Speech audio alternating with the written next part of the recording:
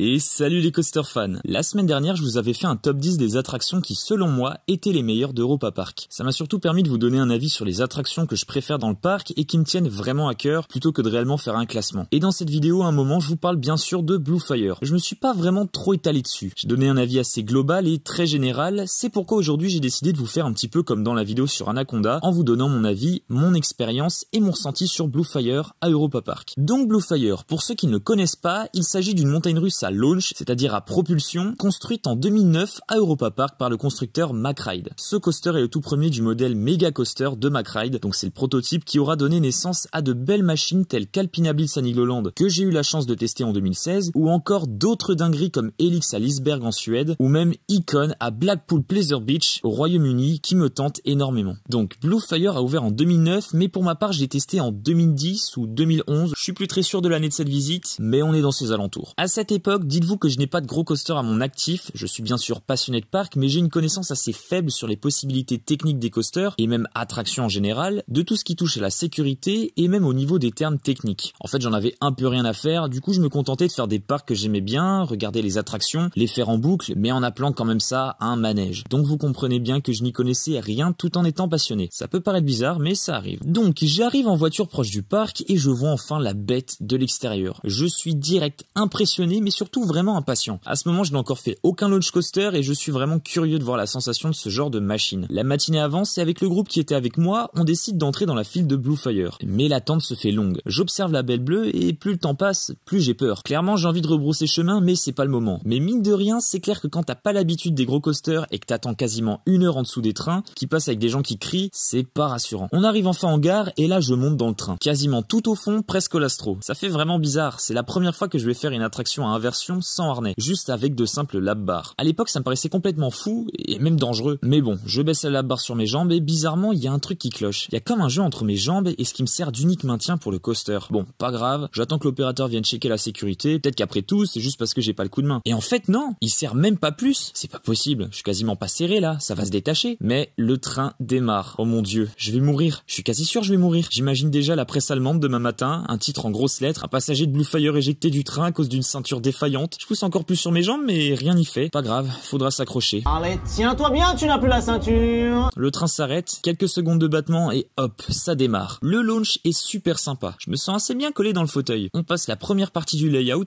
tout se passe bien, quelle chance, ma lap bar ne s'est pas levée pendant le loop. Finalement, c'est pas si flippant comme coaster. On passe la zone de frein et là, premier corkscrew. Oh la vache, mais c'est éjecteur ce truc. J'ai clairement cru que j'allais trépasser. Lâche pas. À peu de choses près, je me retrouve éjecté du train, mais je sais que le pire est à venir. J'ai vu pas mal de vidéos du coaster et je sais qu'il a encore 2 inversions similaires. Avant de passer le deuxième corkscrew, j'anticipe. Je serre encore plus fort parce que j'ai toujours peur de tomber. Ok, c'est pas de tout repos, mais je serre encore plus pour l'airline roll et là, je décolle fort. Je serre, mais c'est trop puissant. Quelle chance, le train arrive à la zone finale pour freiner et je suis toujours vivant. Sans doute le seul ride de toute ma vie où j'ai eu peur. Non seulement avant de le faire, mais surtout pendant. Bon alors maintenant, je vous le dis, c'était une peur inutile. En fait, le jeu que j'avais entre mes jambes et la lap bar était normal. C'était justement voulu par le parc pour donner une sensation de flottement et même d'expulsion dans les inversions sans être expulsé. La lap bar maintient quand même le corps, donc impossible d'être éjecté du fauteuil pour de vrai. Bien sûr, j'ai découvert ça plus tard et sachez-le, je me suis senti un peu couillon après ça. Mais justement, c'est ça qui est drôle quand on n'y connaît encore trop rien au milieu des parcs. On se fait des frayeurs inutiles et finalement après coup, on en garde un excellent souvenir. Parce que cette sensation de peur, je la retrouverai plus jamais dans Blue Fire. Maintenant, j'en viens même à lever les mains sans pression et encore plus dans les inversions où je pensais au départ y laisser ma peau. Donc vous voyez bien, déjà le rapport que j'ai avec Blue Fire est assez spécial. C'est jusqu'à aujourd'hui la montagne russe qui m'a donné le plus gros choc de toute ma vie. Et je pense que c'est l'une des raisons pour laquelle je l'aime autant. Je sais que le coaster est pas mal critiqué, beaucoup de personnes trouvent que mis à part les 3 dernières inversions, on a un coaster très mou. Effectivement, c'est sûrement le cas, surtout si on a déjà fait de gros coasters. Et pour ma part, j'ai pas encore fait énormément de dingueries coasteriennes et Blue Fire est jusqu'à aujourd'hui le meilleur launch coaster que j'ai fait. Même si je pense qu'il va bientôt être détrôné. Donc une fois de plus, c'est un coaster avec lequel j'ai du mal à prendre du recul parce que c'est un coaster qui m'a marqué. À l'inverse, j'ai beaucoup plus de facilité à entendre des critiques sur un coaster comme The Monster, déjà parce que c'était pas mon premier gros coaster, et puis parce que j'ai pas été ultra surpris en le faisant la première fois. En revanche, j'approuve totalement les remarques qui reviennent souvent sur 2 passages en particulier, du genre la première figure, alors je sais pas si c'est un horse-shoe ou une sorte de top hat, mais clairement on est d'accord que c'est foiré. On perd plein de vitesse dans un passage qui aurait pu être plus intense. Par exemple, un petit top hat du genre comme Linet navette à Farup Summerland, ça aurait été tout aussi beau visuellement, avec plus de sensations et peut-être un airtime. De même pour l'espèce de S-turn avant l'airline roll qui ne procure aucun airtime. Effectivement, ces deux éléments auraient pu être un petit peu plus poussés niveau sensation. Mais il ne faut pas oublier que Bluefire reste le prototype, donc on peut comprendre que McRide n'ait pas voulu prendre de très gros risques, peut-être par peur de faire un coaster raté. Et n'oublions pas que même si c'est un coaster qui vise un public amateur de sensations, Europa Park est un parc majoritairement familial. Donc je pense qu'ils ont voulu faire du sensationnel parce que oui, quand même, n'abusons pas, ça reste un coaster à sensations, mais sans pour autant foutre la trouille aux plus jeunes. Et puis quand on regarde à l'époque en Europe, on n'avait pas autant de gros launch coasters qu'aujourd'hui. Taron à Phantasialand,